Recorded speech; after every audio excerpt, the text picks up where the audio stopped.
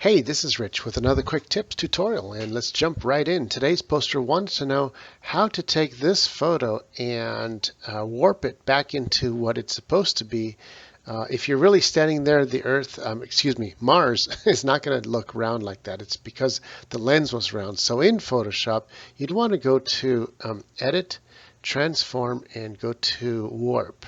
Basically what it does is each one of these little squares, it allows us to reset them the way they're supposed to be. So theoretically, if the lens was circular like this, everything is bowed. So we need to de-bow everything by pulling back on the parts that are bowed, which is going to be the center of each portion.